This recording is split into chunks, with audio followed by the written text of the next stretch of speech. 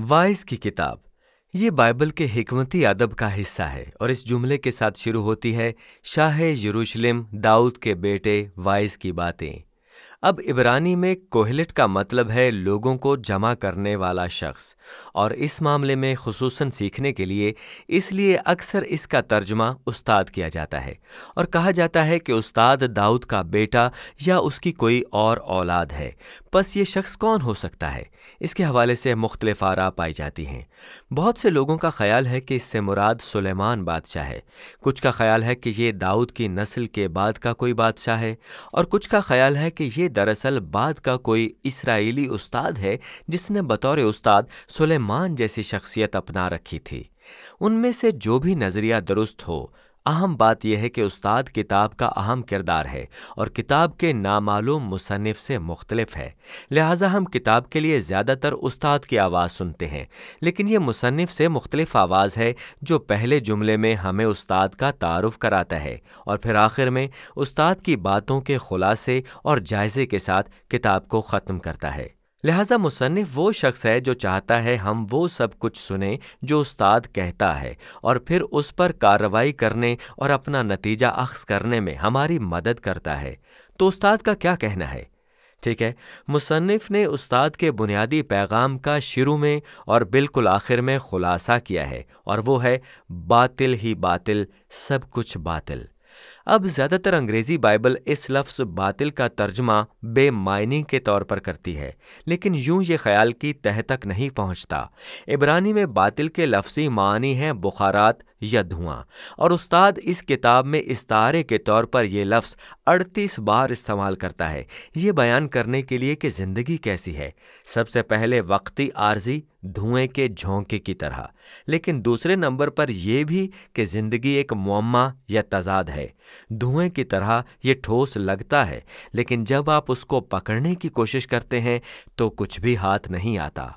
दुनिया में बहुत ज़्यादा खूबसूरती और अच्छाई है, लेकिन जब आप उससे लुत्फ़अंदोज़ होते हैं, अलमिया हो जाता है और लगता है कि सब कुछ उड़ गया है। या हम सबको इंसाफ का शदीद एहसास है, लेकिन अच्छे लोगों के साथ हमेशा बुरी चीज़ें होती हैं।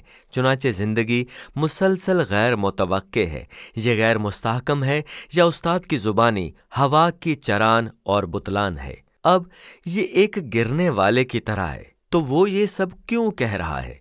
अब मुसन्नफ़ का मकसद उन तमाम तरीक़ों को निशाना बनाना है जिनमें हम खुदा के अलावा अपनी ज़िंदगी में मायनी और मकसद हासिल करने की कोशिश करते हैं, और वो उस्ताद को उनका तनकीदी जायज़ा लेने देता है। मुसन्निफ़ का ख्याल है कि हम अपना ज़्यादा वक्त ऐसी चीज़ों में तवानाई और जज्बा खर्च करने में लगाते हैं जिनके कोई मायने या अहमियत नहीं है, और वो उस्ताद की मार्फत हमें हकीकतन एक सख्त सबक देता है। ये आप इब्तदाई और इख्तितामी अशार में सबसे वाज़े तौर पर देख सकते हैं। ये सबसे पहले वक्त पर और फिर मौत पर तवज्जो देता है। उस्ताद कहता है कि आप अपनी पूरी ज़िंदगी काम करने और हासिल करने में गुजार सकते हैं, क्योंकि आप समझते हैं कि ये आपकी ज़िंदगी को बामायनी बनाता है, लेकिन आपको चाहिए कि रुकें और वक्त की चाल पर गौर करें, क्योंकि दुनिया में इंसानी कोशिशों से जो कुछ होता है कभी कुछ नहीं बदलता। यकीनी तौर पर हम टेक्नोलॉजी बनाते हैं और ऐसी कौमें बनाते हैं जिनको रूजो ज़वाल आते हैं, लेकिन पहाड़ पर चढ़कर देखो, क्या इसको कोई परवाह है? ये हम में से किसी से भी पहले मौजूद था और बाद अज़ां भी यहीं रहेगा। मेरा मतलब है, आज से 100 साल बाद कोई ना आपको याद करेगा ना आपके कामों को, लेकिन पहाड़ यहीं मौजूद रहेंगे, और समंदर तब भी साहिलों से टकराते रहेंगे, और सूरज फिर भी तुलू और गुरूब होता रहेगा। बिलाखिर वक्त आपको, मुझे और हर चीज़ को जिसकी हमें फ़िक्र है मिटा देगा। और अगर ये ज़्यादा मायूस कुन नहीं, उस्ताद भी पूरी किताब में ख़ास कर इख्तिताम के करीब इस नज़्म में मौत के बारे में बात करना बंद नहीं कर सकता। वो कहता है, मौत एक अजीम बराबर करने वाली चीज़ है, और ये हमारी रोज़मर्रा की बेशतर सरगर्मियों को बेमायनी बना देती है। ये अक्लमंद और बेवकूफ़, अमीर और गरीब को खा जाती है। इससे कुछ फ़र्क नहीं पड़ता कि आप कौन हैं, आपने क्या किया है, अच्छा या बुरा। हम सब मरने वाले हैं और ये नागुज़ीर है। لہٰذا ان دو قریبی نظریات کے ساتھ استاد تمام سرگرمیوں اور جھوٹی امیدوں پر غور کرتا ہے جن کی ہم معنی اور اہمیت حاصل کرنے کے لیے اپنی زندگیوں میں سرمایہ کاری کرتے ہیں، مثلاً دولت یا عہدہ یا سماجی حیثیت یا خوشی۔ تو کیا آپ کو لگتا ہے کہ محنت کرنا زندگی کو قابل بناتا ہے؟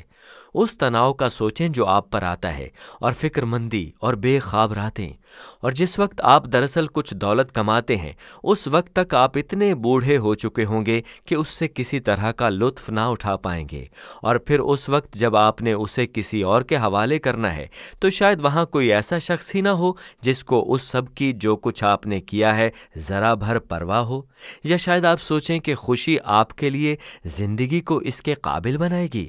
کر کے دیکھ لیں، اپنی چھٹیاں گزاریں، اپنی ہفتے کے آخر میں ضیافت کریں، سوموار ہمیشہ آتا ہے، باطل ہی باطل، سب کچھ باطل۔ تو پھر استاد کس چیز کی وکالت کرتا ہے کہ ہم خالص لذت پرست یا نسبتیت پسند بن جاتے ہیں؟ ٹھیک ہے، یہ بھی بطلان ہے۔ استاد امثال کے خیالات کو تسلیم کرتا ہے کہ حکمت اور خداوند کے خوف میں زندگی گزارنے کے حقیقی فوائد ہیں۔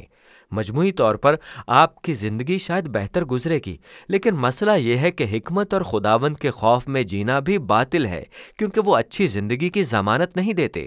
نیک لوگ اذیت سے مر جاتے ہیں اور مکروہ لوگ لمبی عمر پاتے اور خوشحال رہتے ہیں۔ بس بہت کچھ مستثنیٰ ہے، اور یوں حکمت بھی باطل ہے۔ ایک بار پھر بے معنی نہیں بلکہ معمہ۔ حکمت ہمیشہ اس طرح کام نہیں کرتی جس طرح آپ سوچتے ہیں کہ اسے کرنا چاہیے۔ تو اس سارے بطلان میں آگے کا راستہ کیا ہے؟ یہاں متضاد طور پر استاد سورج کے نیچے زندگی کی خوشی کی کلید دریافت کرتا ہے۔ یہ باطل کو قبول کرنا ہے، یہ تسلیم کرنا ہے کہ آپ کی زندگی میں ہر چیز آپ کے قابو سے باہر ہے۔ تقریباً 6 مختلف اوقات کے دوران تاریک ترین لمحات میں استاد خود کلامی میں خدا کی نعمت کے متعلق بات کرتا ہے جو زندگی میں سادہ اچھی چیزوں کی خوشی ہے، جیسے کہ دوستی یا خاندان، ایک اچھا کھانا یا ایک روشن دن۔ آپ ان چیزوں پر قابو نہیں پا سکتے، یقینی طور پر آپ کے پاس ان کی ضمانت نہیں ہے، لیکن یہ ان کی خوبصورتی ہے۔ جب میں خدا پر مکمل بھروسے کی سرمایہ کاری کرتا ہوں، یہ مجھے آزادی بخشتی ہے کہ میں زندگی کا جس طرح حقیقت میں تجربہ کرتا ہوں اس سے لطف اندوز ہو سکوں، نہ کہ اس صورت میں جیسے کہ میں سوچتا ہوں کہ اسے ہونا چاہیے، کیونکہ زندگی کیسی ہونی چاہیے اس کے متعلق میری توقعات بھی آخرکار باطل ہی باطل ہیں۔ سورج کے نیچے سب کچھ باطل ہے، اور اس طرح استاد کی باتیں اختتام پذیر ہوتی ہیں۔ بالکل یہیں اختتام پر مصنف پھر بولتا ہے، اور وہ اس سب کو ایک نتیجے پر پہنچاتا ہے۔ وہ کہتا ہے کہ ہمارے لیے استاد کی باتوں کو سننا بہت ضروری ہے۔ وہ ان کو چرواہے کی لاٹھی کے سرے سے تشبیہ دیتا ہے، جس سے آپ کو تکلیف ہوتی ہے جب وہ آپ کو چبھویا جائے، لیکن وہ کہتا ہے کہ استاد آپ کو صحیح سمت میں عظیم حکمت کی طرف لے جانے کے لیے وہ سرا چبھونے کی کوشش کرتا ہے۔ پھر مصنف ہمیں خبردار کرتا ہے کہ اصل میں آپ استاد کی باتوں کو بہت دور تک لے جا سکتے ہیں، اور آپ زندگی کی وجودی پہیلیوں کا جواب دینے کی کوشش میں اپنی پوری زندگی کتابوں میں دفن کر سکتے ہیں۔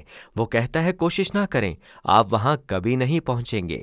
اور اس طرح مصنف اپنا نتیجہ پیش کرتا ہے، اور حاصل کلام یہ ہے: خدا سے ڈر اور اس کے حکموں کو مان کہ انسان کا فرض کلی یہی ہے، کیونکہ خدا ہر ایک فعل کو ہر ایک پوشیدہ چیز کے ساتھ خواہ بھلی ہو خواہ بری عدالت میں لائے گا۔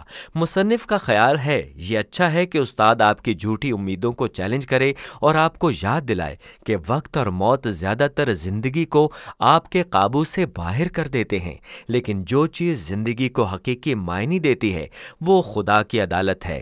یہ امید یہ کہ ایک دن خدا سارے بطلان کو صاف کر دے گا اور ہماری دنیا کا انصاف کرے گا، اور یہ وہ امید ہے جس کو چاہیے کہ خدا کے سامنے ایمانداری اور دیانتداری کی زندگی کو فروغ دے، اس حقیقت کے باوجود کہ میں زندگی کے پیشتر اسرار سے پریشان رہتا ہوں، اور یہی وائز کی کتاب کی حکمت ہے۔